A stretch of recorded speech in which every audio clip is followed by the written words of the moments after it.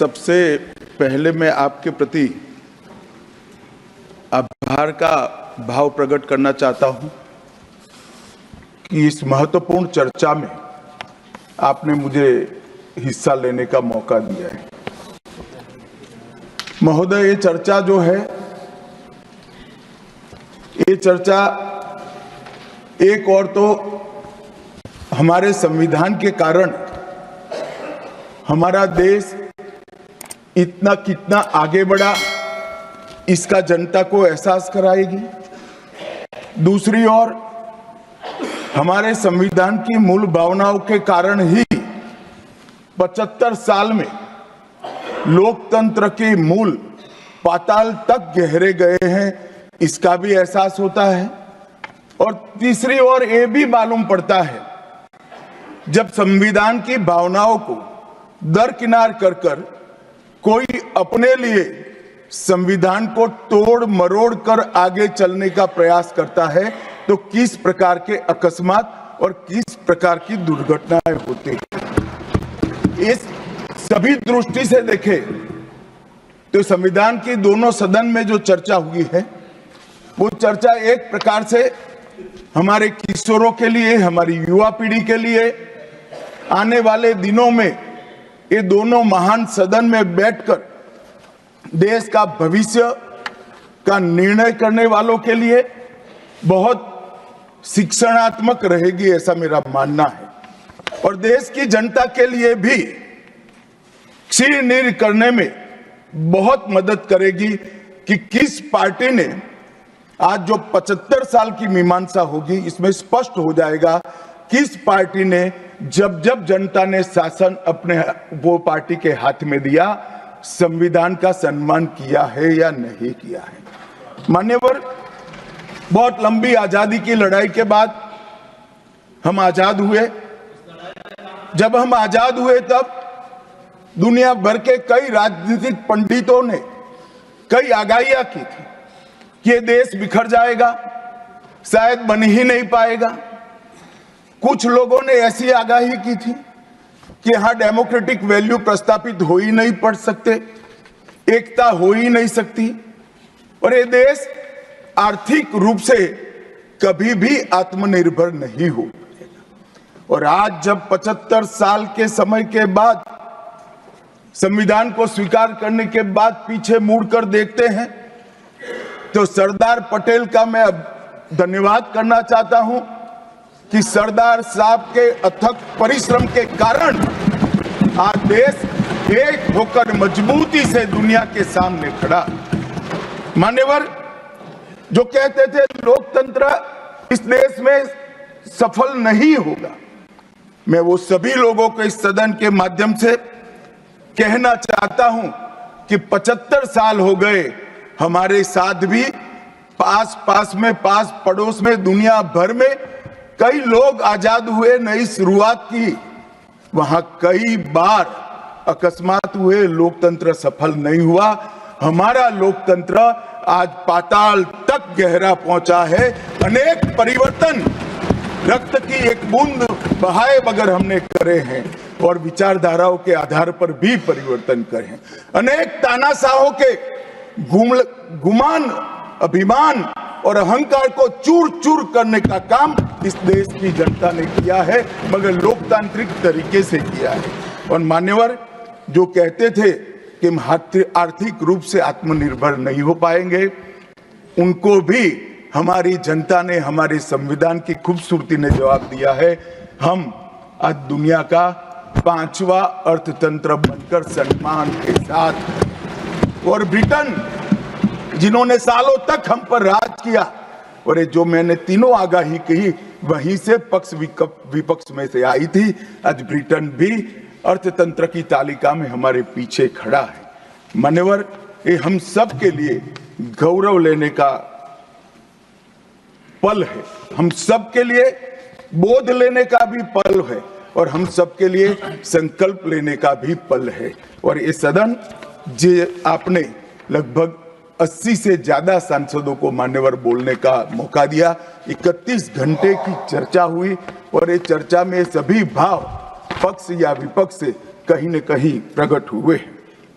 मान्यवर, आज मैं जब यहाँ आया हूं तब ये बात कहना चाहता हूं कि आज हम जिस मुकाम पर खड़े हैं उस मुकाम पर महर्षि अरविंद और स्वामी विवेकानंद की वो भविष्यवाणी सच होती दिखाई पड़ती है कि भारत माता अपने दैदीप्यमान ओजस्वी स्वरूप से जब खड़ी होगी तब दुनिया की आंखें चकाचौंध हो जाएगी और पूरी दुनिया वो रोशनी से भारत की ओर देखेगा। वो दिन सच होगा, इसके नजदीक काफी मजल हमने काट ली है। मान्यवर, हमारा संविधान सभा की रचना और संविधान की रचना की प्रक्रिया, ये तीनों एक प्रकार से समग्र विश्व के सभी संविधानों में अनूठे हैं, अलग प्रकार के रहे हैं। हमारे यहाँ दुनिया का सबसे ज्यादा विस्तृत लिखित संविधान चर्चा के सभी हमारे पारंपरिक लक्षणों को पार करते हुए हमने किया। इस संविधान सभा में 299 सदस्य रहे, 22 धर्म जाति समुदाय के सदस्य रहे, हर प्रिंसली स्टेट का प्रतिनिधित्व रहा, हर राज्य का प्रतिनिधित्व रहा। एक प्रकार से समावेशी प्रतिनिधित्व के साथ भारत का भविष्य तय करना, मतलब संविधान को रचने की हमारी प्रक्रिया आगे बढ़ी। 2 वर्ष 11 माह और 18 दिन तक अहर्निश चर्चा चलती रही, विस्तृत चर्चा चलती रही। देश के भविष्य, देश चलाने के नियम और देश की परंपरा को समाहित करते हुए देश को आगे ले जाने का संकल्प इतनी विस्तृत चर्चा के बाद बना। 13 समितियों में कार्य विभाजन किया गया, 7 सदस्यीय ड्राफ्टिंग समिति बनी और जनता के अभिप्राय के लिए भी शायद ही दुनिया का कोई ऐसा संविधान होगा जिसका ड्राफ्ट पूरी जनता को कमेंट्स के लिए दिया गया और कमेंट्स पर भी बहुत डिटेल चर्चा कर उचित बदलाव भी किए गए। इतनी लोकतांत्रिक परंपरा से और प्रक्रिया से बना हुआ हमारा संविधान 295 अनुच्छेद, 22 भाग और 12 अनुसूचियों में बटा है और ये सभी संविधान के अनुच्छेद, भाग और अनुसूचियां हैं वो विश्व में कोई भी संविधान से ज्यादा उदात्त और उत्तुंग मानव मूल्यों का सृजन करने वाले रहे हैं। मान्यवर, इसलिए हम सबको इस पर गर्व है और हम सब ये संविधान को हमेशा मस्तक झुकाकर सब प्रणाम करते हैं। मैं एक विशेष उल्लेख करना चाहूंगा मान्यवर, नंदलाल बोस जो गुरुवर टैगोर के अंतेवासी थे, बहुत बड़े कलाकार थे। इन्होंने 4 वर्ष का समय लेकर संविधान को सजाने का काम किया और उन्होंने जो संविधान लिखा गया था इसके अनुरूप घटनाओं को संविधान के अंदर उकेरने का भी काम किया। इतिहास, धर्म, संस्कृति और परंपरा, सबसे मानव जीवन के उच्च मूल्य देने वाली सभी संदेशों को, घटनाओं को उन्होंने चित्र रूप में यहाँ पर उकेरा।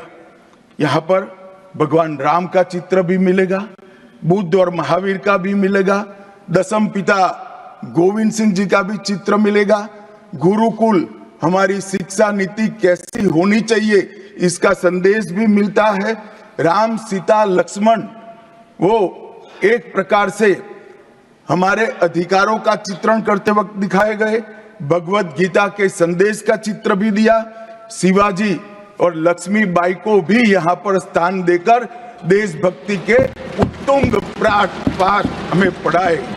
नालंदा यूनिवर्सिटी हमारी प्राचीन शिक्षा पद्धति का हमें स्मरण कराती है और नटराज जीवन में बैलेंस कैसे होना चाहिए वो बैलेंस के सिद्धांत को भी प्रतिरूपित करता है। मैंने आज थोड़ा यहाँ आने से पहले क्या क्या चर्चा हुई राज्यसभा में, उसमें हमारे एक सम्मानीय सदस्य ने कहा कि चर्चा का स्तर कितना नीचा हो गया है कि यहाँ चित्रों की चर्चा हो रही है। मान्यवर, अगर संदेश लेना नहीं आता तो संविधान का भी कोई उपयोग नहीं। ये सारे जो चित्र लगाए हैं वो हमारे हजारों साल से चलने वाले हमारे राष्ट्र के जीवन को उद्घोषित करने वाले। और कोई ये न समझे कि हमारा संविधान दुनिया के संविधानों की नकल है। हाँ, हमने हर संविधान का अभ्यास जरूर किया है, क्योंकि हमारे यहाँ तो ऋग्वेद में कहा गया हर कोने से हमें अच्छाई प्राप्त हो, शुभ विचार प्राप्त हो और शुभ विचार को स्वीकारने के लिए मेरा मन खुला हो। मान्यवर, हमने सबसे अच्छा लिया है, मगर हमारी परंपराओं को नहीं छोड़ा है। पढ़ने का चश्मा अगर विदेशी है तो संविधान में भारतीयता कभी नहीं दिखाई देती। और मैं मानता हूं कि जिसने भी संविधान को सिर्फ शब्दों में छापा है और चित्रों को निकाल दिया है, उन्होंने संविधान की भावनाओं के साथ छल किया है। चित्र बगैर का संविधान अधूरा संविधान। मान्यवर, इसके अंदर संविधान सभा में राजेंद्र प्रसाद जी, राजेंद्र बाबू अध्यक्ष बने, डॉक्टर BR आंबेडकर, सरदार पटेल, जवाहरलाल नेहरू, श्रीमान काजू, KT Shah, Iyengar, Maulana Azad, Shyama Prasad Mukherjee, doctor Radhakrishnan, KM Munshi, ऐसे विद्वानों ने अनेक चर्चाओं में हिस्सा लेकर संविधान को समृद्ध और संपूर्ण बनाने का काम किया। परंतु इतना ही नहीं, संविधान सभा के जो सदस्य थे, इसके अलावे भी विवेकानंद, महर्षि अरविंद, महात्मा गांधी, गोपाल कृष्ण गोखले, तिलक महाराज, वीर सावरकर, लाला लजपत राय और राष्ट्र, लोकतंत्र और हमारी परंपराओं में उच्च मूल्यों को स्थापित करने वाले हर महापुरुष की भावनाओं का ये महापुरुष ने उल्लेख कर कोई न कोई सिद्धांत को प्रस्तापित किया है। मान्यवर, जब इतने सारे मनुष्यों का अच्छा विचार जिस संविधान में हो, उसको सफल होना ही था। ये संविधान सफल होने के लिए संविधान सभा की चर्चा अगर कोई ध्यान से पढ़ेगा तो वेद, उपनिषद, चाणक्य नीति, विदुर नीति, शांति पर्व, रामायण और महाभारत, इसमें से निपजे हुए मानव जीवन के सभी मूल्यों को भी इसके अंदर हमने समाने का प्रयास किया था। मान्यवर, 75 साल हो गए संविधान को किस प्रकार से हमारे राजनीतिक दलों ने और हमारी पॉलिटिकल पार्टियों के साथ साथ हमारी सरकारों ने भी किस प्रकार से आगे बढ़ाया, इसकी भी चर्चा जरूर होनी चाहिए। मैं मानता हूं ये चर्चा समय उचित होगी। हमारे संविधान की रचना के बाद डॉक्टर आंबेडकर ने बहुत सोच समझकर एक वाक्य किया था। मैं आंबेडकर जी के वाक्य को सदन के सामने प्रस्तुत करना चाहता हूं। कोट, कोई संविधान कितना भी अच्छा हो, वह बुरा बन सकता है अगर जिन लोग पर उसको चलाने की जिम्मेदारी है वो अच्छे न हो। उसी तरह से कोई भी संविधान कितना भी बुरा हो, वो अच्छा साबित हो सकता है अगर उससे चलाने वालों की भूमिका सकारात्मक और अच्छी हो। ये दोनों घटनाएं मान्यवर हमने हमारे संविधान के 75 साल के कालखंड के अंदर देखी है और मैं तथ्यों के आधार पर सदन के सामने और सदन के माध्यम से देश की जनता के सामने भी रखना चाहता हूं। हमारे संविधान को कभी भी अपरिवर्तनशील नहीं माना गया। समय के साथ साथ देश भी बदलना चाहिए, समय के साथ साथ कानून भी बदलने चाहिए और समय के साथ साथ समाज भी बदलना चाहिए। परिवर्तन ये जीवन का मंत्र है, सत्य है। इसको हमारे संविधान सभा ने स्वीकार किया था। इसलिए आर्टिकल 368 में संविधान संशोधन इसके लिए प्रोविजन किया गया। अभी कुछ राजनेता आए हैं, 54 साल की आयु में अपने आप को युवा कहते हैं और ये घूमते रहते हैं, संविधान बदल देंगे, संविधान बदल देंगे, संविधान बदल देंगे। मैं उनको समझाना चाहता हूं कि संविधान बदलने का प्रोविजन, संविधान के प्रावधानों का बदलने का प्रोविजन अनुच्छेद 368 के अंदर संविधान में ही है। और मैं आज फिर से एक बार कहना चाहता हूं, थोड़ा ज्ञानवर्धन भी हो जाए किसी का। भाजपा ने 16 साल राज किया, माननीय 6 साल अटल जी ने किया, 10 साल मोदी जी ने किया और 5 साल और मोदी जी करें। एक प्रकार से 16 साल हमने शासन किया। 16 साल में हमने 22 बार संविधान बदला, संविधान के अंदर परिवर्तन की। और कांग्रेस ने 55 साल करा और 55 साल में 77 परिवर्तन कांग्रेस ने भी किए, कांग्रेस के शासन में भी हुए। अब भारतीय जनता पार्टी और कांग्रेस दोनों ने परिवर्तन किए। ये परिवर्तन का टेस्ट कैसा था, किस प्रकार से किए गए? संवैधानिक प्रक्रिया से भी परिवर्तन होते हैं और संविधान को तोड़ मरोड़ कर, फॉर्मेलिटी कर कर भी परिवर्तन कर सकते हैं। परिवर्तन करने का उद्देश्य क्या था, क्या हासिल करना था? क्या हमारे लोकतंत्र को मजबूत करने के लिए परिवर्तन किए गए? क्या हमारे जिनको अधिकार नहीं है ऐसे लोगों को समकक्ष अधिकार लेने के लिए परिवर्तन किए गए, या अपनी राज्य सत्ता को टिकाने के लिए परिवर्तन? इस पर से ही पार्टी का कैरेक्टर, पार्टी के चलने की पद्धति और पार्टी का संविधान में विश्वास, ये सबको मालूम पड़ता है। मैं ज्यादा संविधान के संशोधन में नहीं जाऊंगा मान्यवर। दोनों प्रमुख दलों के 4 संविधान संशोधन को मैं लेना चाहूंगा। पहला संशोधन हुआ 18 जून 1951 में। संविधान सभा ने ही ये संशोधन करना पड़ा, क्योंकि संविधान बनाने के बाद, संविधान स्वीकारने के बाद आम चुनाव में जाने तक का भी धैर्य कांग्रेस पार्टी में नहीं था। अभी लोकसभा नहीं बनी थी, अभी राज्यसभा नहीं बनी थी और संशोधन लेकर आए। अब उसका उद्देश्य क्या था? 19A जोड़ा गया। 19A जोड़ा गया, वो किस लिए जोड़ा गया? अभिव्यक्ति की आजादी पर स्वतंत्रता को, अभिव्यक्ति की आजादी, अभिव्यक्ति की स्वतंत्रता को कर्टेल करने के लिए पहला सुधार आया। और किसने किया मान्यवर? उस वक्त प्रधानमंत्री कौन था? श्रीमान जवाहरलाल नेहरू इस वक्त उस वक्त प्रधान।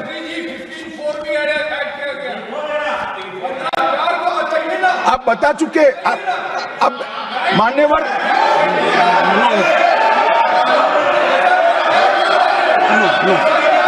No sit down. Jairam ji, he not yielding. He not yielding. We heard leader of the opposition. मान्यवर, Unless there is yielding, let us hear. मान्यवर, मेरा लंबा अनुभव है आजकल करते हुए। मुझे 30 साल हो गए विधानसभा और लोकसभा राज्यसभा में बैठे हुए। संसद में भाषण करने का मेरा अनुभव है मान्यवर। वो विरोध तभी कर सकते हैं जब मेरी बात सच न हो। अगर मेरी बात सच नहीं हो तो बताए वो। संविधान संशोधन नंबर 1, अब सुनिए, संविधान संशोधन नंबर 1 वो अभिव्यक्ति की आजादी को कर्टेल करने के लिए ही लाया गया था और जवाहरलाल नेहरू के लिए लाया गया। मान्यवर, 24वां संविधान संशोधन, 24वां संविधान संशोधन जवाहरलाल नेहरू जी की सुपुत्री इंदिरा जी उस वक्त प्रधानमंत्री थी। पार्टी तो वही सत्ता में थी, कांग्रेस पार्टी। 5 नवंबर 1971 को संविधान में संशोधन किया गया, 24वां संशोधन। और संविधान संशोधन के माध्यम से संसद को मौलिक अधिकार, नागरिकों के मौलिक अधिकार कम करने का अधिकार दे दिया। तो एक प्रधानमंत्री कांग्रेस पार्टी के अभिव्यक्ति की स्वतंत्रता का टेल करते हैं, दूसरे प्रधानमंत्री उसी परिवार से आते हैं, वो नागरिकों के मौलिक अधिकार को कर्टेल करने का अधिकार लेते हैं। और 39वां संविधान संशोधन अब तो इंतहाई कर दी मान्यवर, सब सीमाओं को पार कर दिया। मान्यवर आप तो अधिवक्ता रहे हैं, 10 अगस्त 1975 का वो दिन हमारे संविधान के इतिहास में बहुत, जब भी जिक्र होगा काले अक्षरों से ही इसका जिक्र करना पड़ेगा। उस वक्त 39वां संविधान संशोधन आया मान्यवर। 39वां संविधान संशोधन क्या था? इंदिरा गांधी जी के चुनाव को इलाहाबाद हाईकोर्ट ने अमान्य घोषित कर दिया। अभी कुछ नहीं है, ईवीएम ले लेकर घूमते हैं, हारते हैं और ईवीएम ले लेकर, ईवीएम ने हरा दिया, ईवीएम ने हरा दिया, ईवीएम ने हरा दिया। सुप्रीम कोर्ट ने 24 बार ईवीएम की अर्जी नकार दी। चुनाव आयोग ने 3 दिन ईवीएम 10 से 5 बजे तक रखा कि भाई कोई हैक कर बताए, कोई नहीं गया, सुप्रीम कोर्ट में कोई नहीं गया, और हारते हैं तो ईवीएम का दोष निकालते। मान्यवर एक ही समय, एक ही दिन 2 परिणाम घोषित। एक महाराष्ट्र में सुपड़ा साफ हो गया, जो जनादेश के साथ द्रोह किया था इसका दंड महाराष्ट्र की जनता ने दिया और दूरबीन लेकर दिखाई नहीं पड़ते, और उसी दिन वो झारखंड में जीते। तो महाराष्ट्र में ईवीएम खराब है और झारखंड में टप से जाकर नए कपड़े पहनकर शपथ ले ली। अरे भाई जरा तो शर्म करो, जनता देख रही है।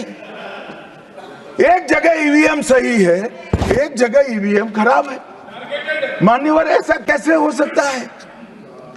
और मान्यवर यहां पर इलाहाबाद हाईकोर्ट ने इंदिरा गांधी जी के चुनाव को निरस्त कर दिया, अमान्य किया, और उन्होंने संशोधन से प्रधानमंत्री पद की न्यायिक जांच पर भी प्रतिबंध लगा दिया। आपको जो करना है वो करो, कोई न्यायिक जांच नहीं है।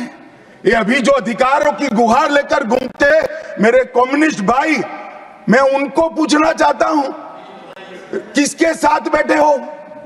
किसके साथ बैठे हो? रात को अंधेरा कर अपनी आत्मा को टटोलना भैया, मालूम पड़ेगा।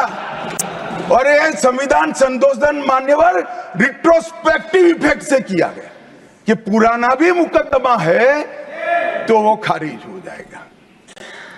कभी ऐसा होता है? हमारे प्रधानमंत्री तो कहते हैं मैं प्रधानमंत्री नहीं हूं, प्रधान सेवक। और कोई कहता है कि मुझ पर मुकदमा नहीं हो सकता, मैं शासक हूं, शासक के खिलाफ उंगली नहीं उठाई जाती। भले संविधान ने अधिकार दिया, वो अधिकार हम समाप्त कर देते हैं। और मान्यवर ऐसे ऐसे सुधार किए हैं। मान्यवर उस वक्त भी श्रीमती इंदिरा गांधी थी और 42वां संविधान संशोधन आया। मान्यवर अभी सुबह दूसरे सदन में 1 नेशन 1 इलेक्शन का बिल पेश हो रहा था। सारी कांग्रेस पार्टी और इनके साथी दल लोकसभा को, विधानसभा और लोकसभा का कार्यकाल बदलने का अधिकार नहीं। मैं सुन रहा था, है नहीं है तो जब बिल आएगा तब चर्चा करेंगे। परंतु भाई आपने क्या किया? 42वें संशोधन से 3 जनवरी को लोकसभा और राज्य की विधानसभाओं का सामान्य कार्यकाल 5 वर्ष से बढ़ाकर 6 साल कर दिया। क्यों किया? कि अभी चुनाव होगा तो हम हार जाएंगे, इसलिए लोकसभा को ही लंबा कर दो। इतनी निर्लज्जता के साथ विश्व में कोई संविधान संशोधन नहीं हुआ होगा। मान्यवर दूसरा, कुछ कानून पारित करने थे, सदस्य उस वक्त ज्यादा विरोध तो कर नहीं सकते थे, मगर विरोध करने का नया तरीका कुछ कांग्रेस में जिसमें हिम्मत थोड़ी बची कुची थी, इन्होंने कहा एब्सेंट रहने लगे तो क्वारम नहीं होता था। तो फरवरी 1 को संविधान संशोधन किया कि संसद और राज्यसभा में क्वारम की आवश्यकता नहीं है। वाह, 5 लोग भी है तो चला लो भाई। इसके बाद राष्ट्रपति शासन की अवधि, खड़गे साहब किया है तो सुनना पड़ेगा,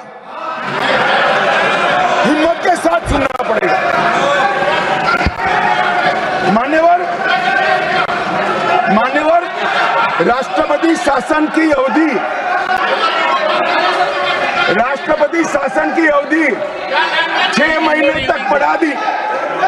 मान्यवर, ये 4 संशोधन, मैं समझ रहा हूं क्यों गुस्सा आ रहा है, मैं समझ रहा हूं क्यों गुस्सा आ रहा है। मान्यवर, sir, he is not yielding. Honorable Home Minister is not yielding. Are you yielding, sir? मान्यवर, मैं आपको एड्रेस करूंगा।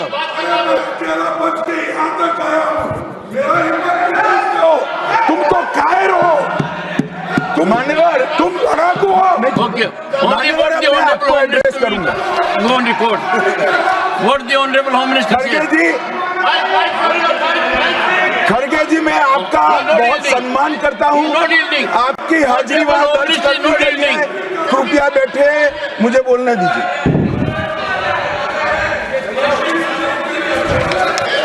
मान्यवर, ये चारों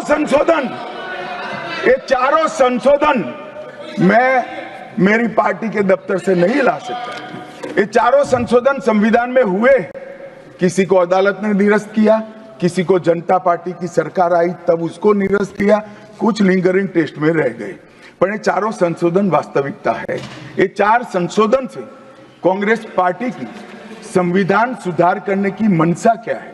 एक में हम पर केस ना हो, दूसरे में हम चुनाव हारने वाले तो समय बढ़ा देना, तीसरे में मेरे पर जांच नहीं हो सकती, और चौथे में नागरिकों के संविधान प्रदत्त अधिकारों को समाप्त करना। ये उद्देश्य बताते हैं। अब मैं हमारा 4 संशोधन लेकर आता हूं। मान्यवर, सबसे पहला संशोधन नरेंद्र मोदी जी ने सरकार में किया, 101वां नंबर भी अच्छा आया है। 101वां संशोधन 1 जुलाई 17 को हम जीएसटी को लेकर आए मान्यवर, और इस देश के अर्थतंत्र को रिदम में लाने का। कश्मीर से कन्याकुमारी और कामाख्या से द्वारका तक विशाल फैले हुए देश को जीएसटी के तहत 100 अलग अलग बिक्री करके कानूनों को समाप्त कर लोगों की हालाकी खत्म कर एक कानून लाने का काम नरेंद्र मोदी जी ने किया, और वो लोगों की भलाई की। कल की डिबेट मैंने पढ़ी है, कोई सदस्य बोले कि नरेंद्र मोदी जी ने विरोध किया था। मैं रिकॉर्ड पर कहता हूं, हां, नरेंद्र मोदी जी ने विरोध किया था। किस मुद्दे पर किया था? आप जीएसटी तो लाना चाहते थे, मगर राज्यों को कंपनसेशन की गारंटी देना नहीं चाहते थे। हम जीएसटी भी लाए और राज्य को विकास दर के हिसाब से कंपनसेशन की गारंटी भी दी। इतना ही नहीं, गारंटी का 10 साल तक पालन करने का काम भी भारतीय जनता पार्टी की नरेंद्र मोदी सरकार ने किया। हम संशोधन लाए देश के अर्थतंत्र को सुचारू बनाने के लिए। दूसरा संशोधन लाए, 102वां संशोधन, national commission of backward class को संवैधानिक दर्जा देने का काम। अब कुछ लोगों को पेट में दुख रहा है कि नरेंद्र मोदी जी ने ये क्यों किया। मैं साहब आगे बहुत सारी बातें बताऊंगा। नरेंद्र मोदी जी इसलिए कर पाए कि आपने नहीं किया था। अगर आप ये कर देते तो मोदी जी के तो भाग्य में ही नहीं आता। मगर साहब, पिछड़ी जातियों का कल्याण कभी भी कांग्रेस पार्टी का विश्वास नहीं रहा, मान्यता नहीं रही, नीति भी नहीं रही। भारतीय जनता पार्टी ने संविधान संशोधन पिछड़ी जातियों के कल्याण के लिए। तीसरा संशोधन क्या लाए? 130वां संशोधन 12 जनवरी 19, किसी भी जिनको आरक्षण का फायदा नहीं मिलता है, ऐसी जाति के गरीब से गरीब बच्चों को 10% आरक्षण देने का फैसला। गरीब कल्याण और गरीबी हटाओ की बातों सालों तक करी, सूद नहीं मिली, समय नहीं मिला, विचार नहीं आया। ये विचार नरेंद्र मोदी जी को आया और गरीबों को, बच्चों को 10% आरक्षण पूरे देश भर में मिला। मान्यवर 105वां संशोधन, ओबीसी की पहचान करने के लिए केंद्र के पास अधिकार थे। अब मैं बताना चाहता हूं, इतने बड़े विशाल देश में 140 करोड़ की जनसंख्या में पिछड़ी जातियों का पिछड़ापना क्या कोई एक केंद्र सरकार कर सकती है? फेडरल स्ट्रक्चर की बात करते हैं, मगर अब तक केंद्र सरकार के पास ही रहा था। नरेंद्र मोदी जी ने कहा इसके कारण पिछड़ा समाज को अन्याय होता है। आगे से ये संविधान संशोधन करने के बाद 10 अगस्त 2021 के बाद पिछड़ापन का निर्णय करने का अधिकार राज्य की सरकारों को देने का काम नरेंद्र मोदी। और मान्यवर सबसे अंतिम संशोधन में पांचवा कहना चाहता हूं, 106वां संशोधन, और मैं तो क्रम में बोला हूं, एक भी काटा नहीं। 101, 102, 103, 104, 105, 106 सभी के सभी जन कल्याण के लिए। और छठा सम्मेलन संशोधन था 28 सितंबर 2023 को, मातृशक्ति को शक्ति प्रदान करने का, मातृशक्ति को 33% आरक्षण, नारी शक्ति वंदन अधिनियम। मान्यवर, मैं आज आपके माध्यम से पूरे सदन से और पूरे सदन के माध्यम से देश भर की 140 करोड़ की जनता को कहना चाहता हूं कि जब इस दोनों सदन में 33% नारी शक्ति बैठेगी, संविधान निर्माताओं की कल्पना पूरी हो जाएगी। मान्यवर, इनकी आत्मा को बहुत शांति मिलेगी। इसके अलावा भी हम कई कानून लेकर आए। हम कानून लाए ट्रिपल तलाक को निरस्त करने का। अब ये कहते हैं आपकी वोट बैंक की राजनीति है। मान्यवर, सुप्रीम कोर्ट का कोई वोट बैंक होता है क्या? सुप्रीम कोर्ट तो चुनाव नहीं लड़ती है, जजों को चुनाव नहीं लड़ना है। ट्रिपल तलाक समाप्त करना चाहिए और साहबानों को मुआवजा देना चाहिए। दोनों जजमेंट सुप्रीम कोर्ट ने अलग अलग समय पर दिए थे, परंतु वोट बैंक की राजनीति हम नहीं कर रहे हैं। वोट बैंक की राजनीति कर कर मुस्लिम बहनों के साथ इतने साल अन्याय करने का काम एक कांग्रेस पार्टी ने किया। हमने तो ट्रिपल तलाक समाप्त कर कर मुस्लिम माताओं को, बहनों को अधिकार दिया। आपका कि भी अधिकार आपके पति जैसे हैं, मगर देखिए साहब, ट्रिपल तलाक समाप्त हो गया, अभी कोई नहीं कहता अच्छा हुआ। कैसे कहेगा? एक उदाहरण पड़ा है, हमारे आरिफ मोहम्मद खान बेचारे मंत्री थे, अच्छे खासे मंत्री थे, फर्राटे की अंग्रेजी बोलते थे, बहुत पढ़े लिखे व्यक्ति थे, फारसी के विद्वान, उर्दू के विद्वान, हिंदी तो मातृभाषा। अब उन्होंने कहा कि साहबानों को मुआवजा देना चाहिए।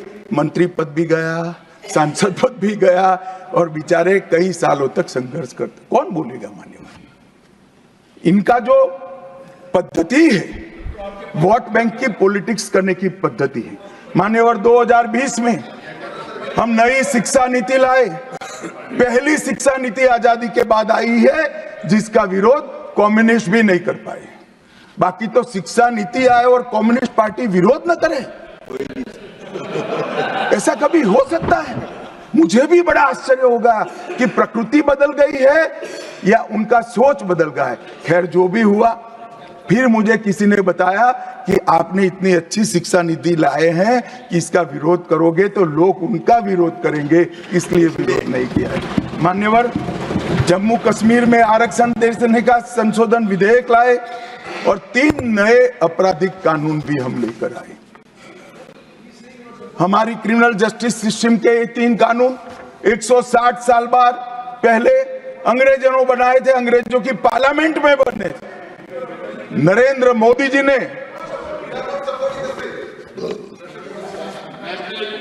माननीय नरेंद्र मोदी जी ने बीएनएस, बीएनएसएस और बीएसए के माध्यम से हमारी संपूर्ण न्यायिक आपराधिक न्याय प्रणालिका को भारतीयकरण करने का काम नरेंद्र मोदी जी। और वो कानून जो अंग्रेजों को राज टिकाने के लिए बने थे, वो कानून को समाप्त कर कर हमारे संविधान ने हमारे नागरिकों को जो अधिकार दिए हैं, समय पर न्याय मिलना चाहिए। इसका करने का काम नरेंद्र मोदी जी ने किया। इस देश को गुलामी की मानसिकता से आजाद करने का काम कई सालों के बाद अगर किसी ने किया तो हमारे नेता नरेंद्र मोदी ने किया। और आप तो कई साल तक, अटल जी की सरकार आई, कई साल तक बजट शाम को 5:30 बजे रखते थे। क्यों शाम को 5:30 बजे रखते थे? क्योंकि इंग्लैंड की रानी के घड़ी में उस वक्त 11 बजते थे। आजादी के इतने सालों तक अंग्रेज की रानी के घड़ी से बजट रखने की आदत थी, वो भी किसी ने बदला तो भारतीय जनता पार्टी ने बदला, अटल बिहारी वाजपेयी। मान्यवर, संविधान के सम्मान की बहुत बातें हुई है, मगर संविधान का सम्मान सिर्फ बातों में नहीं होना चाहिए, कृति में भी होना चाहिए, कर्तृत्व में भी होना चाहिए और कल्पना में भी होना चाहिए। जब कृति में नहीं है, कर्तृत्व में नहीं है, तो कल्पना में आ ही नहीं सकता। अभी मैंने इस चुनाव में अजीबोगरीब नजारा देखा मान्यवर, अजीबोगरीब नजारा था। आज तक इतने साल चुनाव हुए, किसी ने आम सभाओं में संविधान को लहराया नहीं।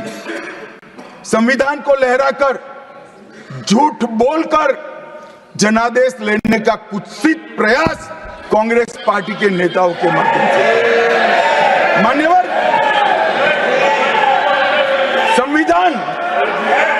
संविधान लहराने का मुद्दा नहीं है, संविधान बहकाने का मुद्दा नहीं है। संविधान विश्वास है, संविधान श्रद्धा है, संविधान को सम्मान करने का। मान्यवर, वो नरेंद्र मोदी जी, और लोकसभा में तो किसी को मालूम नहीं पड़ा।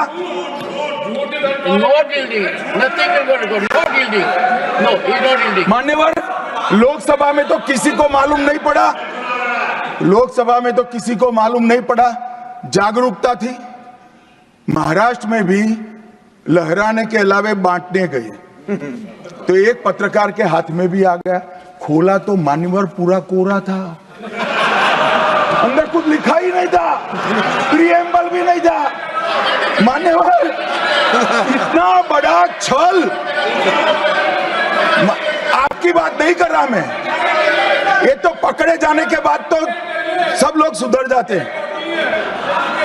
मान्यवर, 75 साल के इतिहास में, संविधान के आयुष्य में, संविधान के नाम पर इतना बड़ा छल मेरे जीवन में तो मैंने ना देखा है ना जाना।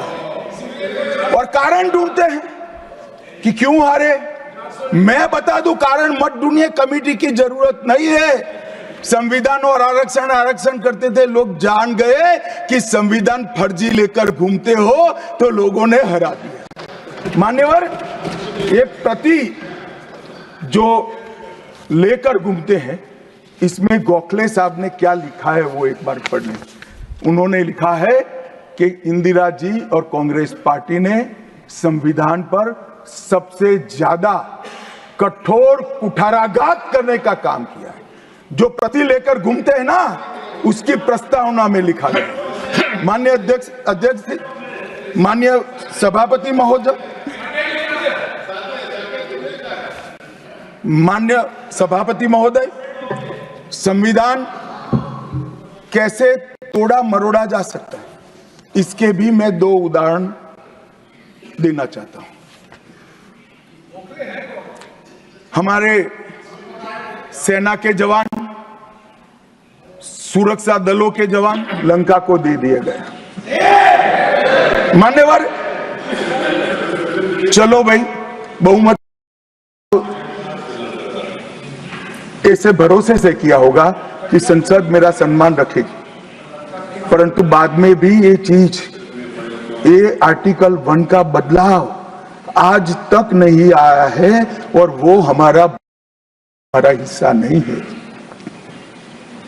मान्यवर, ऐसा खिलवाड़ भारत नहीं, भी देश में शासकों द्वारा संविधान किया होगा। मान्यवर, आप तो अधिवक्ता हैं, 35A कॉन्स्टिट्यूशन ऑर्डर से राष्ट्रपति मान लो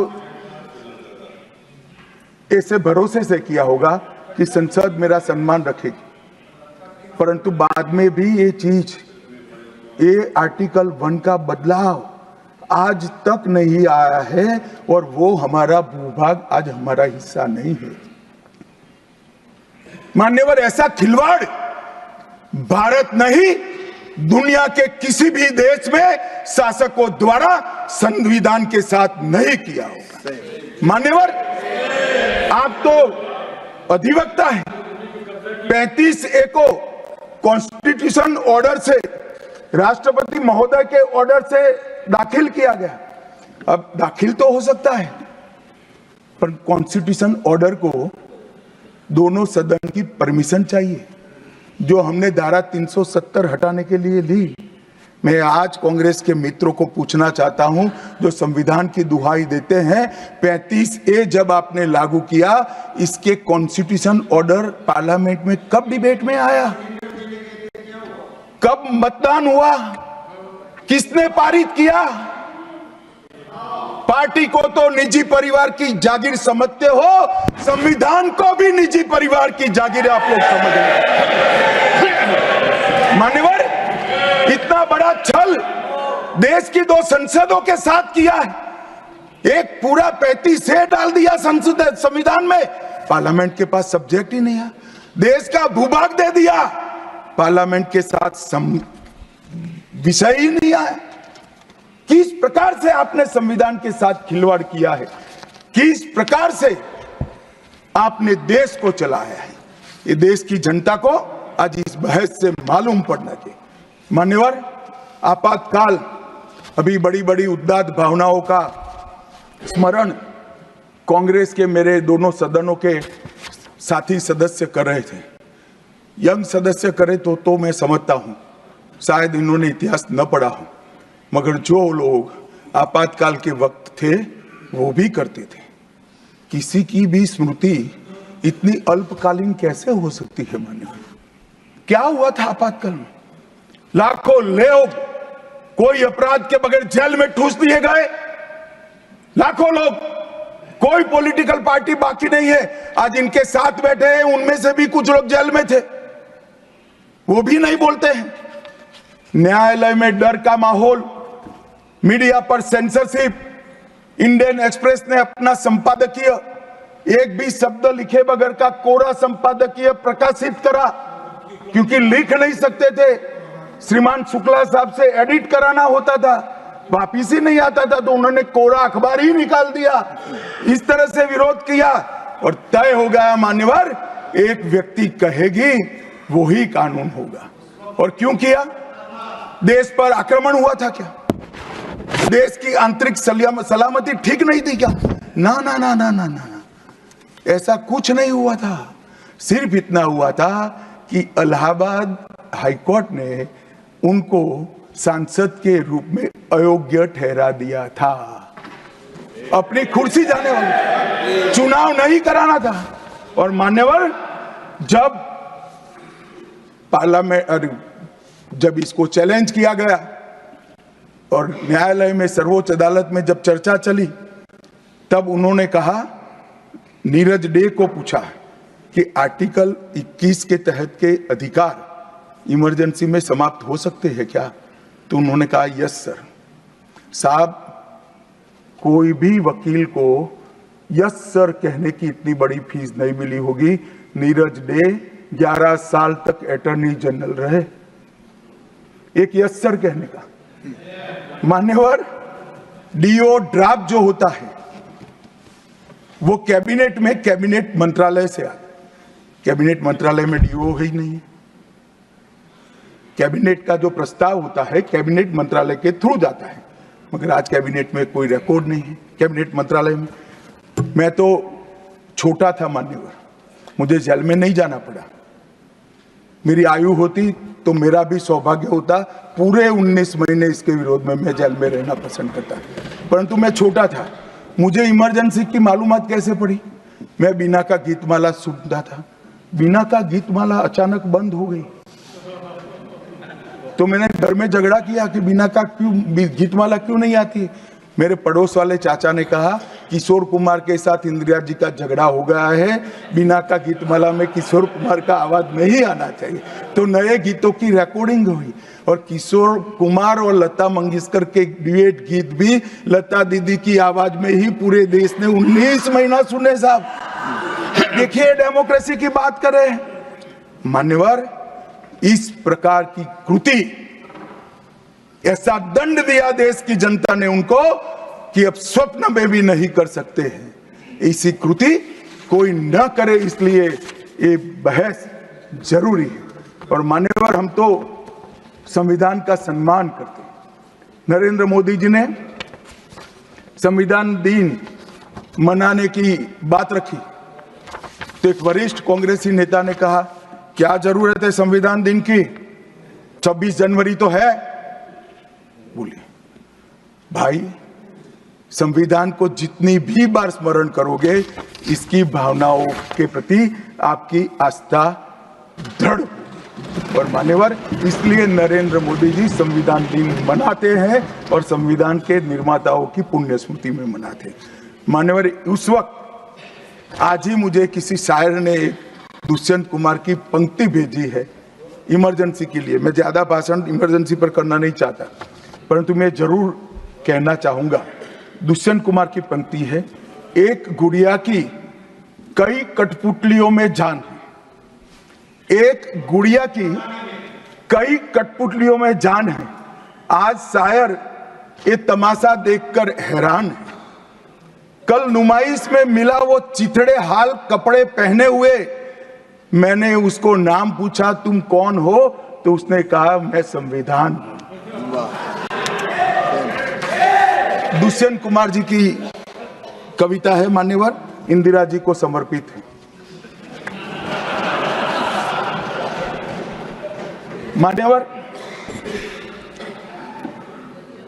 जब संविधान बन रहा था, संविधान के हर आर्टिकल पर चर्चा चल रही थी।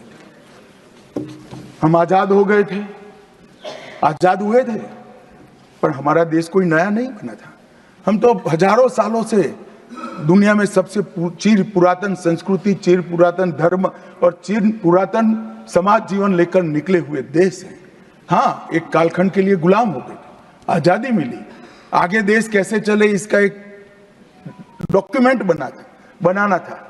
तो उस डॉक्यूमेंट में चर्चा में आया कि अब देश का नाम क्या हो। अंग्रेज लिख कर गए थे इंडिया, क्योंकि वो भारत को जानते ही नहीं थे। वहां जो प्रचलन में शब्द होंगे यूरोप में, वो शब्द उन्होंने हम पर थोप दिया था और गुलामी की मानसिकता ने इसको स्वीकार भी किया था। मगर जब आजाद हुए तब इस पर चर्चा हुई और अब उस वक्त के सदस्य सेठ गोविंददास ने दरखास्त किया कि देश का नाम भारत रखना चाहिए। उस वक्त जवाहरलाल नेहरू ने कहा कि पीछे देखने की जरूरत नहीं है, भविष्य की ओर देखिए। और मान्यवर, देश के नाम के अंदर इंडिया भी रहा, भारत भी रहा। खैर, मैं इस पर टिप्पणी करना नहीं चाहता, परंतु नजरिए का सवाल है। अगर इंडिया के चश्मे से भारत को देखोगे तो भारत समझ में नहीं आएगा, पूरा जीवन चला। और इसलिए इन्होंने अपने गठबंधन का नाम भी इंडिया ही रखा है, इसीलिए रखा है, वही सोच से चलना है।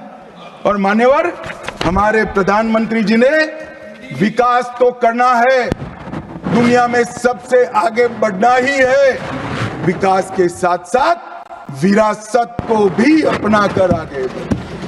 गुलामी की हर परंपरा को हम समाप्त करना चाहते हैं। हम एक आजाद मुल्क है, सार्वभौमत्व से लैस मुल्क है, किसी की परंपरा हमें स्वीकार नहीं है। परंपरा बदलनी है तो हम बदलेंगे। नए कपड़े हर कोई पहनता है, हम भी पहनेंगे, परंतु हमारी पुरानी परंपराओं पर हमें शर्म नहीं है। और मान्यवर, क्या किया नरेंद्र मोदी जी ने? राजपथ, जो अंग्रेज सम्राट के सम्मान में नाम रखा गया था, उसका नाम बदलकर कर्तव्य पथ रखा। इंडिया गेट पर किंग पंचम जॉर्ज की मूर्ति लगी थी, मूर्ति हटा दिया, शर्म के मारे में स्थान खाली था, हमने वहां सुभाष बाबू की प्रतिमा लगा। मान्यवर, नेवी का चिन्ह जो देकर गए थे वही चलता था। हमने वीर छत्रपति शिवाजी महाराज की नेवी के चिन्ह को हमने भगवान बिरसा मुंडा की 150वीं जयंती को जनजातीय गौरव वर्ष के रूप में मनाया। राष्ट्रीय युद्ध स्मारक हमने बनाया और राष्ट्रीय युद्ध स्मारक में अमर जवान की ज्योति को विलीन करने का काम भारतीय जनता पार्टी के नेता नरेंद्र मोदी। संसद के अंदर राजा जी ने जो उदात्त भावनाएं व्यक्त की थी, जिसको जवाहरलाल जी ने भी स्वीकारा था, मगर बाद में शर्म का एहसास हुआ, सेंगोल को इलाहाबाद के म्यूजियम में भेज दिया। नरेंद्र मोदी जी ने विधिवत तरीके से सेंगोल को संसद के अंदर प्रस्तावित कर नई संसद बनाई और विश्व भर में चोरी की गई मूर्तियां, आर्टिफैक्ट्स जो थे वो 345 हजारों साल पुराने हमारे मूर्तियां और आर्टिकल्स, उसको वापस लाने के लिए हमारे विदेश मंत्रालय ने काम किया। न्यू एजुकेशन पॉलिसी, पूरा देश अंग्रेजी में चले, ऐसे षड्यंत्र चले इतने सालों तक। न्यू एजुकेशन पॉलिसी में हमने कंपलसरी कर दिया बच्चे की प्राथमिक शिक्षा मातृभाषा में होगी। मान्यवर, मातृभाषा में आईएएस आईपीएस का एग्जाम नहीं दिया जाता था, हमने वहां मातृभाषा में एग्जामिनेशन को किया। अभी तमिलनाडु के सदस्य बोल रहे थे, पहले आप जिनके साथ बैठे हो उनके शासन में तमिल में आईएएस आईपीएस का पेपर नहीं लिख सकते थे। आज तमिल मीडियम में बड़ा हुआ बच्चा गर्व के साथ देश का टॉप ब्यूरोक्रेट बन सकता है। ये व्यवस्था हमने करी। मान्यवर, अंडमान और निकोबार के द्वीप समूह का नाम जो अंग्रेज रखे थे वो छोड़कर गए थे। सुभाष बाबू ने जब अंडमान निकोबार जीता तब उन्होंने नामकरण किया था शहीद और स्वराज, उसको भुला दिया गया। आजादी के बाद फिर से अंग्रेजों का नाम वापस लाए, नया न रखो कोई बात नहीं भाई, सुभाष बाबू ने रखा, निकाल दिया। हमने डंके की चोट पर सुभाष बाबू के नाम शहीद और स्वराज दोनों वापस लाने का काम किया। ल्यूटियन में रेस कोर्स रोड पर रहते थे, हमने लोक कल्याण मार्ग करा। डेलहाउसी रोड का नाम दारा सिकोह के नाम से किया और निर्मला जी ब्रीफकेस की जगह वही खाता लेकर आज जब बजट देती है तब पूरे देश भर के भारतीय संस्कृति के लोगों को आनंद होता है। मान्यवर, 1500 से ज्यादा पूरे नए कानूनों को हमने समाप्त करने का काम किया। इन्होंने अपने परिवार की प्रसिद्धि के अलावे कुछ नहीं किया। हजारों जगह पे गांधी नेहरू परिवार के नाम मिलेंगे और किसी का नहीं। सुभाष बाबू का पुतला भी हमने कराया। मान्यवर, हमने प्रधानमंत्री संग्रहालय बनाया। जवाहरलाल जी से लेकर नरेंद्र मोदी जी के पहले जितने बने वो सभी प्रधानमंत्रियों के जीवन कवन को हमने दिखाने का काम किया। वहां पहले सिर्फ जवाहरलाल जी का मिशन, G20 की अध्यक्षता हमने की और भारतीय सांस्कृतिक और वैश्विक समन्वय को हमने प्रोत्साहित। राम मंदिर का निर्माण, काशी विश्वनाथ धाम का पुनरुद्धार, काशी उज्जैन शारदा पीठ, करतारपुर साहिब कॉरिडोर, योग को वैश्विक पहचान और 160 साल पुराने कानूनों को खत्म करने का काम नरेंद्र मोदी जी ने किया। हम पीछे नहीं गए। ऐसा वो मानते थे पीछे चले जाओगे, पीछे नहीं गए थे, नहीं गए पीछे। तो आप छोड़कर गए थे, आप 14वें नंबर पर छोड़कर गए थे, अटल जी 11 पे लाए, फिर 11 से नीचे नहीं गए, देश पर बड़ा उपकार किया।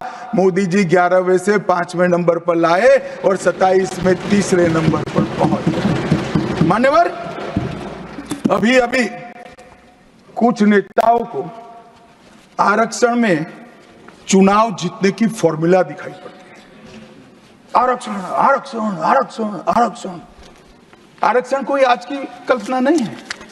हमारे संविधान निर्माताओं ने की आर्टिकल 15 और 16 में SC, ST और OBC को आरक्षण का प्रोविजन किया गया मान्यवर। ये मूल प्रोविजन है, कोई नया नहीं है। इतनी जोर से आरक्षण आरक्षण आरक्षण कर कर छाती चौड़ी कर कर चिल्लाते। आज मैं बताना चाहता हूं कि कांग्रेस पार्टी किस प्रकार से आरक्षण विरोधी पार्टी है मान्यवर। इनका कहना और करना दोनों अलग है मान्यवर। आरक्षण के लिए नेहरू जी के उद्गार अंत में मैं बताऊंगा, परंतु OBC को आरक्षण देने के लिए 1955 में काका साहेब कालेलकर कमीशन बना मान्यवर। इसका रिपोर्ट कहां है? दोनों सदन के रिकॉर्ड पर मैंने ढूंढा, कहीं नहीं, बुला दिया गया। क्यों? क्योंकि OBC को आरक्षण मिलता था। बैठिए बैठिए बैठिए ना, मैं प्रक्रिया बताता हूं। अर्ध सत्य नहीं बोलता हूं भाई। एक सेकंड। छिपा कैसे सकते हो? छिपा कैसे सकते हो? बाबा साहब आंबेडकर का संविधान है, देश में लोकतंत्र है, कैसे छिपाओगे मान्यवर? कोई भी रिपोर्ट आता है, कोई भी रिपोर्ट आता है, अरे सुनो, कोई भी रिपोर्ट आता है उसको कैबिनेट के सामने रखना पड़ता है, फिर इस पर कार्यवाही जो की उसकी रिपोर्ट के साथ संसद के सामने रखना है। सही कह रहे हैं, उन्होंने संसद में लाने की जगह पुस्तकालय में रख दिया। OBC का आरक्षण इन्होंने लाइब्रेरी में रख दिया। और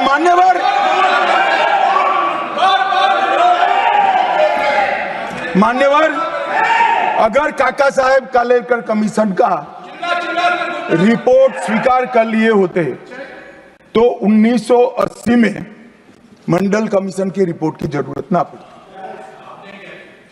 मंडल कमीशन का रिपोर्ट कमीशन ही इसलिए बनाया गया क्योंकि काका साहेब कालेलकर कमीशन का रिपोर्ट स्वीकारा नहीं, और 80 में मंडल कमीशन का भी रिपोर्ट आ गया, किसी ने इसका अमल नहीं किया। अमल कब हुआ? जब 90 में इनकी सरकार गई तब अमल हुआ। और मान्यवर तब तक मंडल कमीशन के रिपोर्ट को भी ठंडे बस्ते में डाल दिया गया। 90 में, अरे सुनिए मान्यवर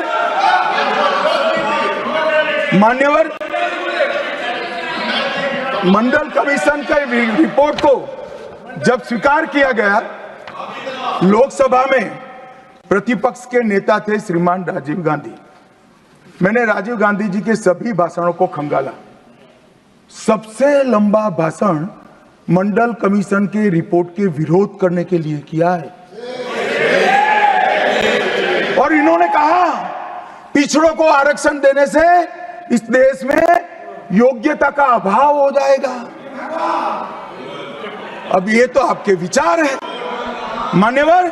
राजीव गांधी की स्पीच भी, श्री राजीव गांधी की स्पीच भी लोकसभा के रिकॉर्ड पर पड़ी है। लाइब्रेरी में आप जाते हैं, लोकसभा की स्पीच निकलवा कर नहीं पढ़ते। जयराम जी पढ़ लीजिए एक बार। और नरेंद्र मोदी जी ने क्या किया मान्यवर? OBC कमीशन को नरेंद्र मोदी जी ने मान्यता दी, पिछड़ा वर्ग का सम्मान किया, नेट, नीट, JEE उसमें OBC का आरक्षण किया। और इन्होंने क्या किया? अभी भी ये तो सब नेहरू जी, इंदिरा जी और अब भी चलता रहता है। एक इन्होंने क्या किया? झूठ बोलना शुरू किया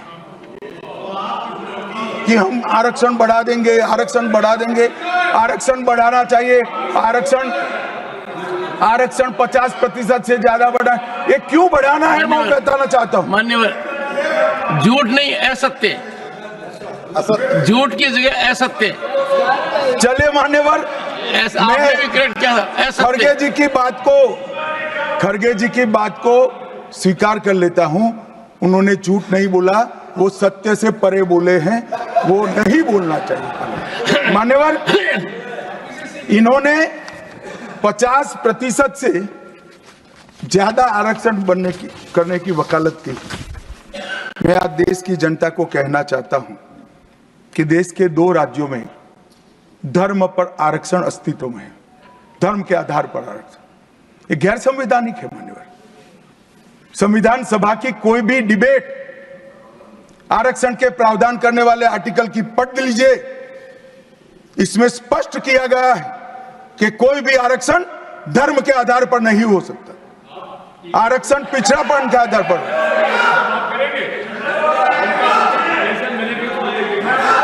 मान्यवर, मगर दोनों राज्यों में जब कांग्रेस की सरकार थी तब धर्म के आधार पर आरक्षण दिया। अब क्या हुआ है, सुप्रीम कोर्ट में रुक जाता है क्योंकि 50% की सीमा है। वो ओबीसी का कोई कल्याण नहीं चाहते हैं। 50% की सीमा बढ़ाकर मुसलमानों को आरक्षण देना चाहते हैं। माननीय, धर्म के आधार पर आरक्षण देना चाहते हैं। और मैं आज फिर से एक बार इस सदन में जिम्मेदारी तब के साथ कहता हूं, दोनों सदन में जब तक भाजपा का एक भी सदस्य है, धर्म के आधार पर आरक्षण हम नहीं होने देंगे। संविधान विरोधी मान्यवर। मैं अब कांग्रेस पार्टी ने कभी धर्म के आधार पर आरक्षण अरे दिया है।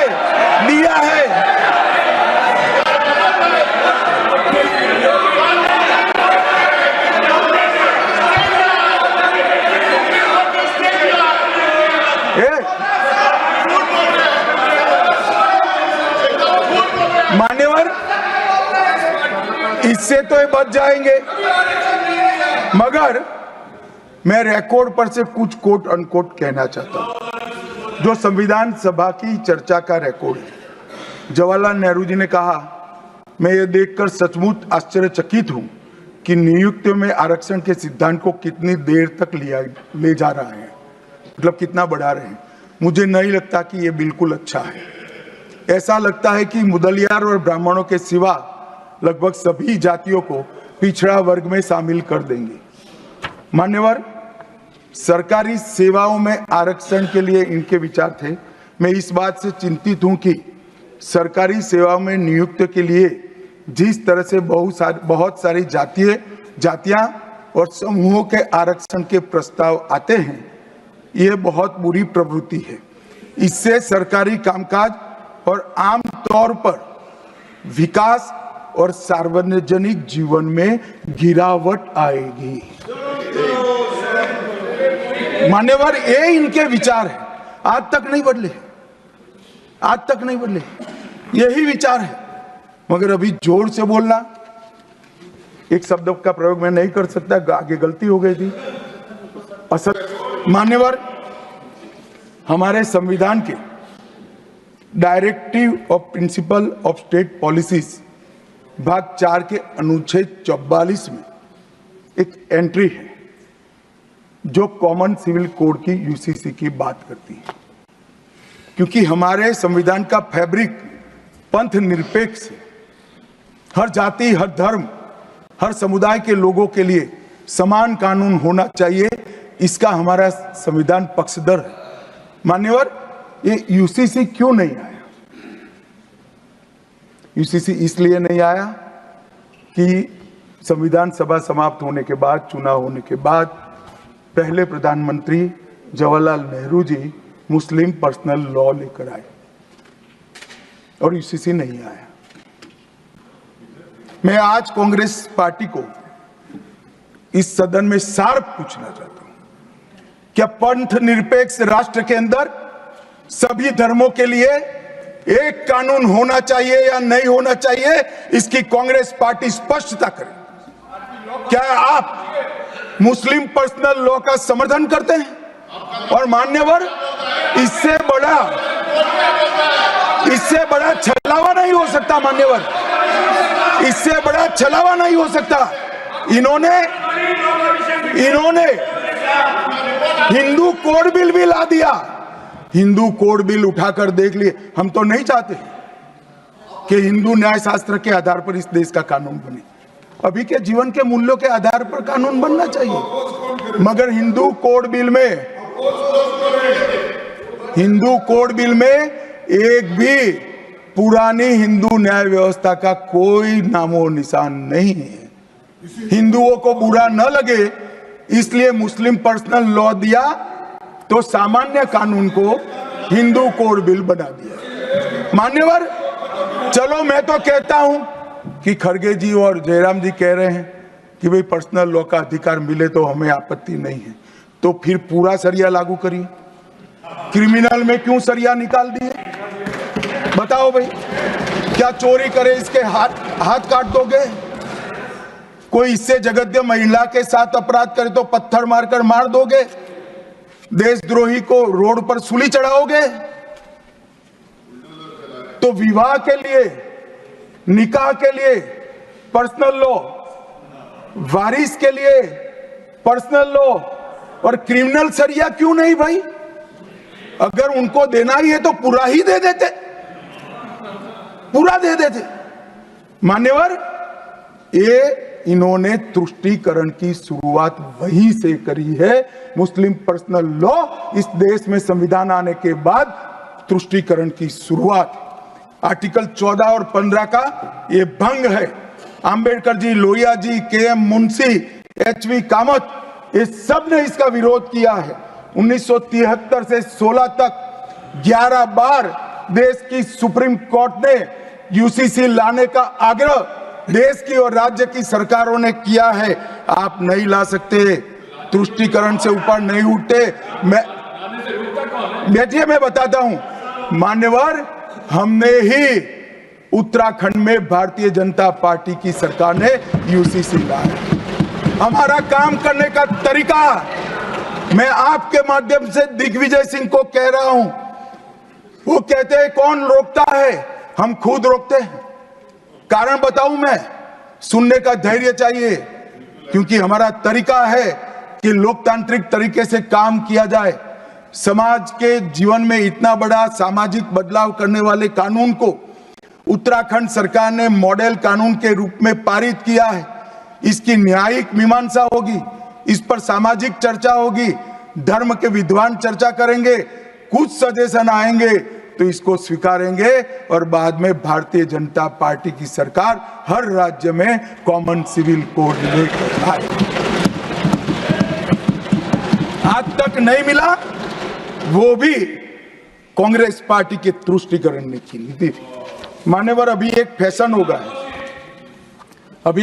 गया है, अंबेडकर अंबेडकर अंबेडकर अंबेडकर अंबेडकर अंबेडकर। इतना नाम अगर भगवान का लेते तो 7 जन्मों तक स्वर्ग मिल जाता। अच्छी बात है ना? सुनिए तो, सुनिए ना, आप सुनिए ना, मैं बताता हूं। हमें तो आनंद है कि अंबेडकर का नाम लेते हैं।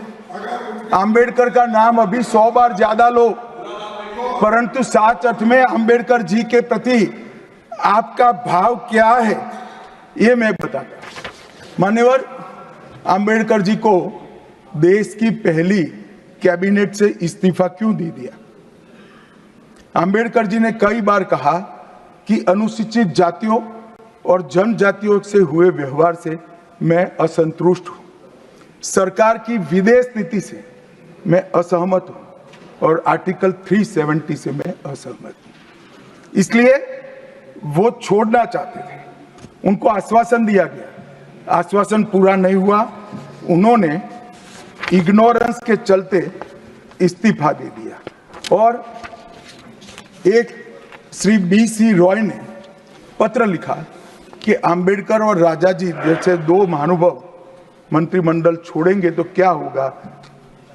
तो नेहरू जी ने उनको जवाब में लिखा है, राजा जी के जाने से तो थोड़ा बहुत नुकसान होगा, अंबेडकर के जाने से मंत्रिमंडल कमजोर नहीं होता है। मान्यवर, ये विचार जो खड़गे जी कह रहे हैं ना, क्या आपत्ति है? जिसका विरोध करते हो उसका वोट के लिए नाम देना है, कितना उचित है? क्योंकि अब अंबेडकर जी को मानने वाले पर्याप्त संख्या में आ गए हैं, इसलिए आप अंबेडकर अंबेडकर कर रहे हो। मान्यवर, मुंबई के मेयर ने एक पत्र लिखा था कि मऊ में अंबेडकर जी का स्मारक बनाना चाहिए। मऊ में जो अंबेडकर जी का जन्म स्थान था, सुझाव लिखा। उन्होंने कहा आमतौर पर स्मारक निजी पहल से बनाने चाहिए। यदि सरकार किसी प्रकार की सहायता करती है तो वो उचित नहीं होगा। उनके कितने स्मारक बने साहब? कोई स्मारक अंबेडकर जी का नहीं बना, देश भर में नहीं बना। अंबेडकर जी के स्मारक कब बने? जब भारतीय जनता पार्टी सत्ता में आई, तब मऊ में डॉक्टर अंबेडकर के जन्म स्थान पर स्मारक बना। लंदन में अध्ययन करते थे, वहां स्मारक बना। नागपुर में शिक्षा दीक्षावलित वहां बना।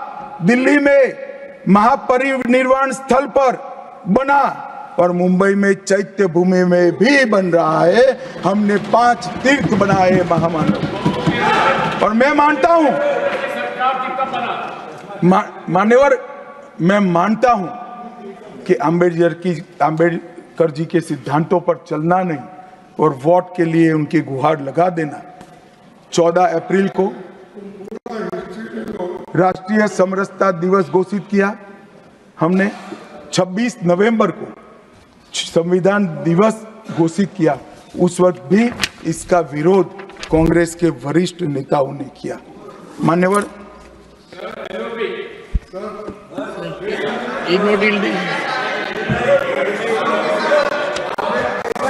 मान्यवर 370 पर कई बार चर्चा हुई है। मैं ज्यादा कहना नहीं चाहता।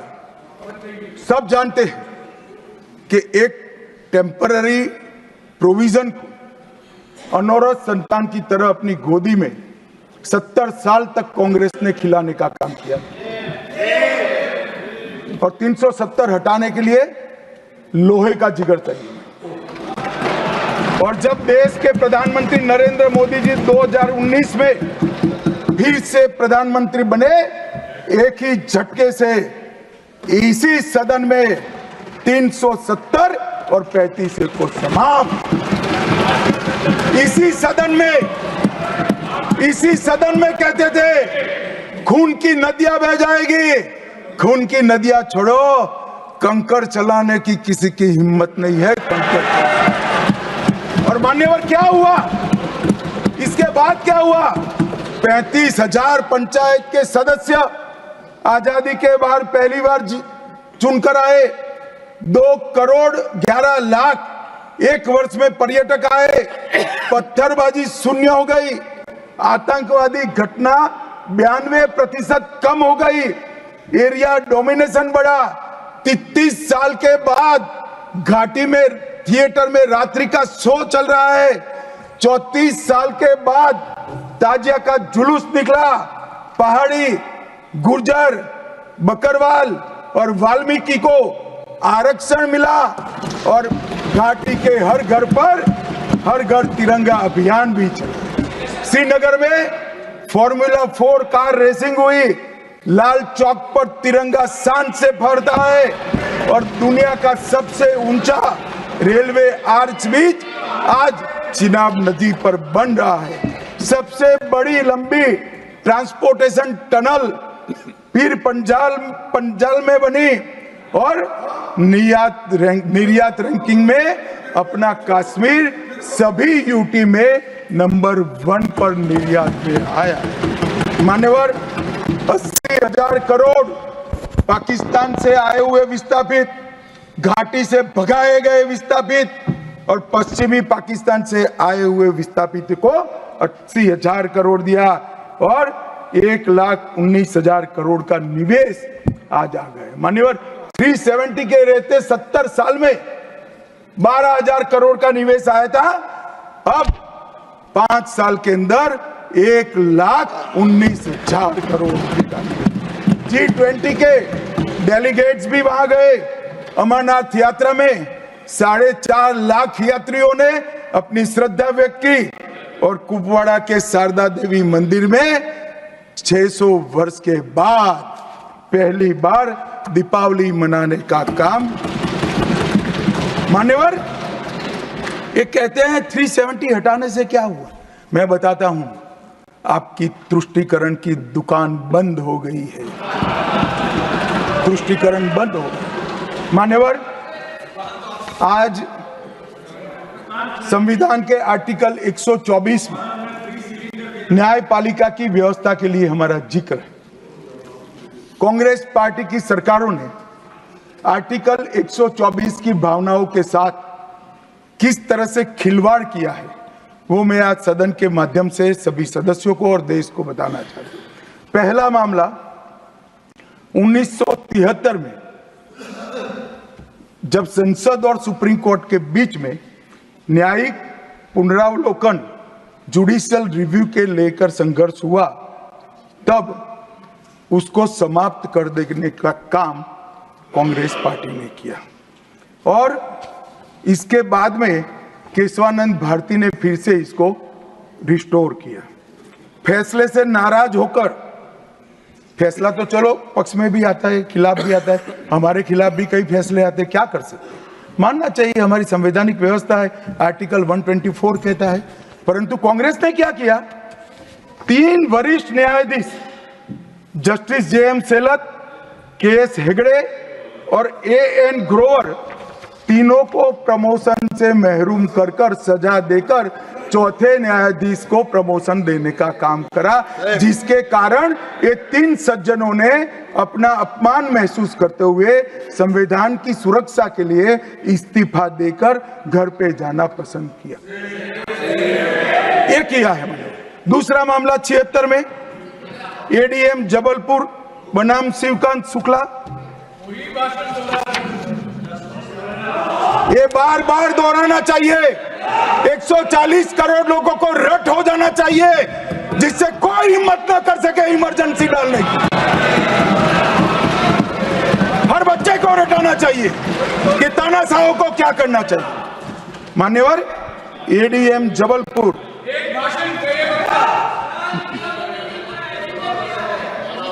मान्यवर ADM जबलपुर जस्टिस खन्ना बेचारे 3 विरुद्ध 1 लघुमती फैसला दिया। क्या हुआ, वो कभी भी चीफ जस्टिस नहीं बन पाए। मान्यवर, उनको रिटायर्ड हो जाना। ADM जबलपुर और उसके बाद में तीसरा मामला कॉलेजियन प्रणाली को एक साथ इन्होंने 18 उच्च न्यायालय के न्यायाधीशों का ट्रांसफर कर दिया, जिसमें 4 मुख्य न्यायाधीश भी थे। और कारण क्या था मान्यवर, क्यों किया? कोई कदाचार था, कोई भ्रष्टाचार था? ना ना ना ना, ये सभी 18 उच्च न्यायालय के न्यायाधीशों ने प्रत्यक्षीकरण मतलब हेबियस कॉर्पस को एंटरटेन किया, जो उनका संवैधानिक अधिकार है। इमरजेंसी में कैसे हेबियस को आप एंटरटेन कर सकते हो, इस मुद्दे पर उन्होंने इसको आगे कर दिया। मान्यवर, आर्टिकल 34, 14 और 21 इसकी सेंस को निकाले तो हर व्यक्ति को समानता से जीने का अधिकार है। हम कम्युनिस्ट सोच से बना हमारा संविधान नहीं है। सब समझते हैं कि व्यक्ति की माली हालत इसका भाग्य, परिश्रम और बुद्धिमत्ता के आधार पर तय होती है। हर व्यक्ति एक समान माली हालत में नहीं रह सकता, मगर आर्टिकल 14 और 21 का मतलब इतना तो जरूर निकलता है कि इनको बेसिक सुविधाएं मिल जाए, घर मिले, बिजली मिले, पानी मिले, खाना मिले, इलाज मिले, शिक्षा मिले। 75 साल तक इस देश की जनता को गरीबी हटाओ का नारा देने वाले कांग्रेस पार्टी गरीब रखे। और मान्यवर, 10 साल में नरेंद्र मोदी जी ने 9.6 करोड़ गरीब महिलाओं को उज्ज्वला का कनेक्शन देकर उनके घर में गैस पहुंचा। 12 करोड़ गरीबों के घर में शौचालय पहुंचे, शुद्ध पीने का पानी 12.65 लाख करोड़ घरों में पहुंचा, 18,000 गांवों में बिजली पहुंची, 14.5 करोड़ किसानों के खाते में 2.40 लाख करोड़ रुपया सीधा DBT से पूरा ट्रांसफर हुआ।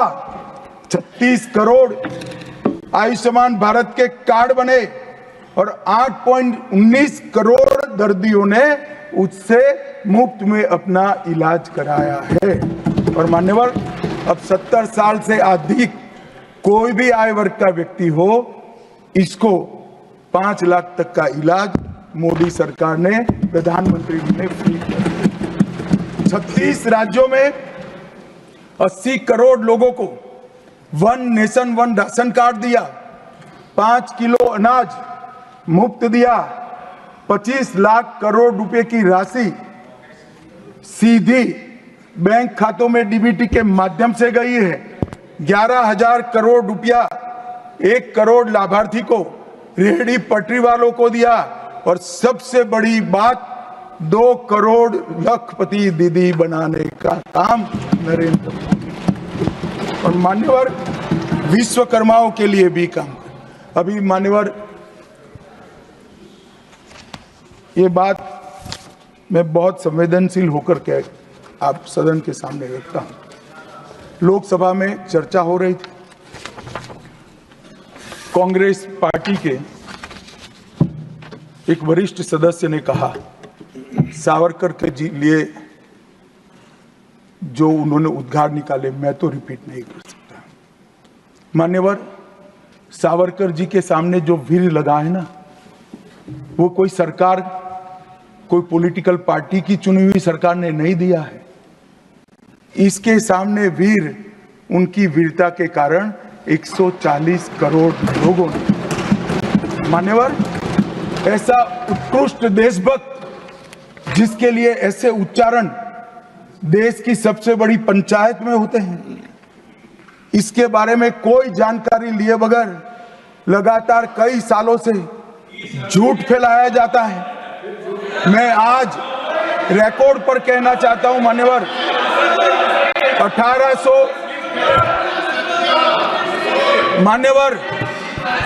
1857 से लेकर 1947 तक के स्वतंत्र संग्राम में किसी भी व्यक्ति को एक जीवन में 2 आजीवन कारावास हुए हैं तो वो वीर सावरकर।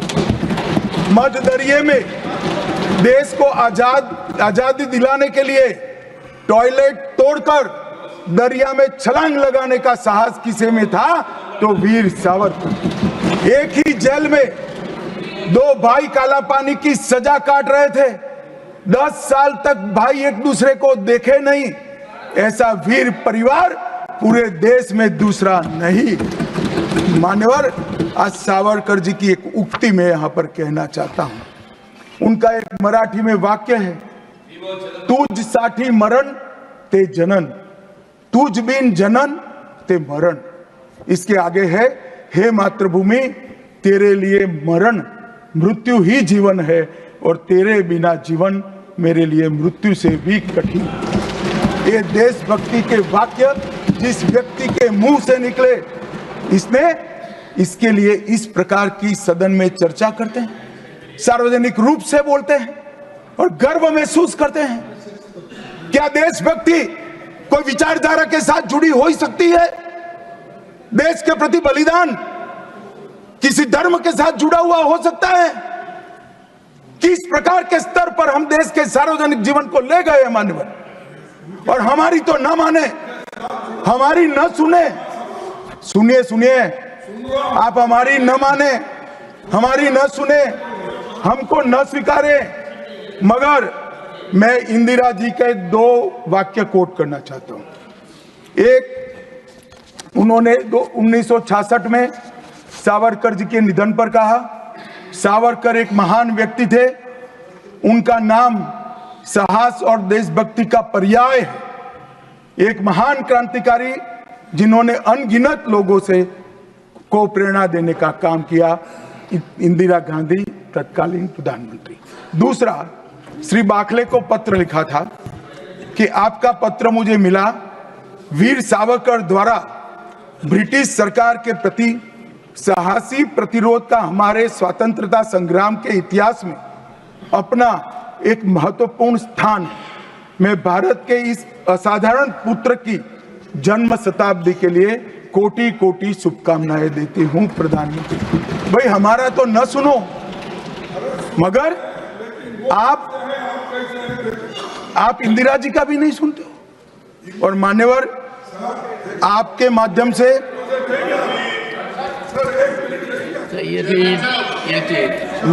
ना सब बीच में नहीं जगह होती है।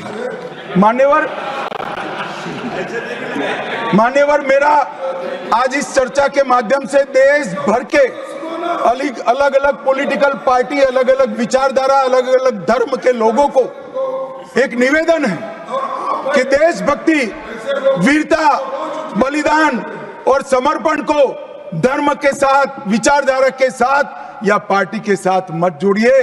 जो वीर होता है वो वीर होता है, कोई भी पार्टी में जो होता है। जो देशभक्त होता है वो देशभक्त होता है, कोई भी विचारधारा का होता है। और जो बलिदान देता है वो बलिदान ही देता है, किसी भी धर्म के अंदर जन्म लिया हो। मान्यवर, ये बहुत नीचा विचार है, एक स्तर से नीचा विचार। और मैं चाहता हूं कि आज की चर्चा से देश की जनता इस प्रकार के चीजों का जवाब मांगना शुरू करे। मान्यवर, कांग्रेस पार्टी ने, हमारे संविधान ने 3 चीजों को, हर आर्टिकल का हार्द निकालेंगे तो कहीं ना कहीं इसे और उठाएंगे। 3 चीजों को हमारे संविधान ने नहीं स्वीकारा, क्योंकि हम लोकतंत्र में हैं। परिवारवाद नहीं होना चाहिए, पंथ निरपेक्ष राष्ट्र है इसलिए तुष्टीकरण नहीं होना चाहिए, और जन कल्याणकारी राज्य है इसलिए भ्रष्टाचार नहीं होना चाहिए। मुझे कई बार लगता है कि कांग्रेस पार्टी क्यों संविधान का सम्मान नहीं करती है, मगर जब ये 3 शब्द मैंने पढ़े तो मुझे मालूम पड़ा कि अगर वो संविधान की भावनाओं का संविधान करेंगे, सम्मान करेंगे, तो तुष्टीकरण, परिवारवाद और भ्रष्टाचार तीनों को छोड़ना पड़ेगा। इसके बगैर उनका अस्तित्व टिक ही नहीं सकता। परंतु एक व्यक्ति गरीब के घर से जन्म लेकर आता है, चाय बेचने वाला बेटा, जिसकी सास पुश्तों में न आगे कोई राजनीति में है ना कोई पीछे है, एक गरीब है मान्यवर, और तुष्टीकरण को नहीं मानता है।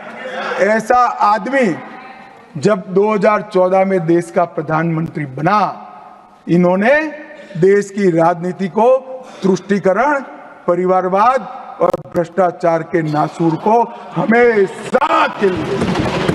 और मुझे किसी ने कहा कि अभी महाराष्ट्र और हरियाणा में हार के लिए कांग्रेस पार्टी कोई आत्मनिरीक्षण के लिए कमेटी बना रही है। कोई कमेटी की जरूरत, मेरा अच्छा खासा अनुभव है। तुष्टीकरण, परिवारवाद और भ्रष्टाचार छोड़ दो, जनता चुनकर ला देगी आपको, कुछ करने की जरूरत नहीं है। मान्यवर, अभी 1 नेशन 1 इलेक्शन का विरोध करें। मान्यवर, मैं इस पर ज्यादा बात करना नहीं चाहता क्योंकि समिति ने शीर्ष किया है, मगर विरोध करते हैं, इसके तर्क तो रखने चाहिए ना। मान्यवर, मैं आज आपको बात कहने आया हूं। अभी मैंने कुछ समय में मोहब्बत की दुकान के बहुत नारे सुने। मोहब्बत की दुकान देश के हर गांव में खोलने की महत्वाकांक्षा वाले लोग भी, बहुत भाषण उनके मैंने सुने हैं। मेरा उनको कहना है, मोहब्बत दुकान से बेचने की चीज नहीं है भैया। मोहब्बत प्रचार की चीज नहीं है। मोहब्बत दिल में बसाने का जज्बा है, और मोहब्बत दूसरों को महसूस कराने का लम्हा है। अगर इतना समझ जाएंगे तो और कोई तकलीफ नहीं पड़ेगी। मान्यवर, अंत में मैं इतना कहना चाहता हूं कि आज़ादी के अमृत महोत्सव में इस देश के प्रधानमंत्री जी आज़ादी के अमृत महोत्सव को बहुत अच्छे तरीके से एक वेल डिजाइन मैनर में मनाने का निर्णय किया। पूरे लाखों कार्यक्रम हुए। इसका मीन निकालते, इसका हार्द निकालते तो आता है 3 उद्देश्य सामने आते हैं। बालकों, बच्चे, युवा और जनता को आजादी के 90 बस लंबे आजादी के संग्राम के इतिहास की जानकारी देना। गुमनाम आजादी के सेना नायकों का नई पीढ़ी और आने वाली पीढ़ी को परिचय कराना। 75 साल में हमने जो सिद्धियां प्राप्त की है, इसका गौरव 140 करोड़ भारतीयों के मन में उत्पन्न करना, और जब आजादी के 100 साल हो गए तब ये देश पूरे संसार में हर क्षेत्र में नंबर 1 पर हो, ऐसे महान भारत की रचना। और ये संकल्प अब श्री नरेंद्र मोदी का नहीं रहा है, ये संकल्प देश के 140 करोड़ लोगों का संकल्प हो गया है। इसको जब भी मैं जनता के बीच में जाता हूं, इसको महसूस भी करता हूं। मान्यवर, आज मोदी जी ने अमृत काल की कल्पना करी है। अमृत महोत्सव की समाप्ति से शताब्दी तक हम दुनिया में हर एक क्षेत्र में 1 नंबर पर हो, भारत विकसित हो, हमारा गौरववंत स्थान हो। तब मुझे लगता है कि महर्षि अरविंद और विवेकानंद जी ने जो कल्पना करी थी कि भारत माता अपने संपूर्ण दैदीप्यमान स्वरूप के साथ दुनिया के सामने खड़ी होगी और दुनिया की आंखें भारत माता की तेज से चकाचौंध हो जाएगी, वो स्वप्न सच होगा, इसका मुझे विश्वास है। स्वप्न सच करने का रास्ता, एकमात्र रास्ता हमारा संविधान है, और इसमें छेड़खानी करने का किसी का साहस न हो, वो जनता ने सुनिश्चित करना है। आपने मुझे मौका दिया, इसलिए बहुत बहुत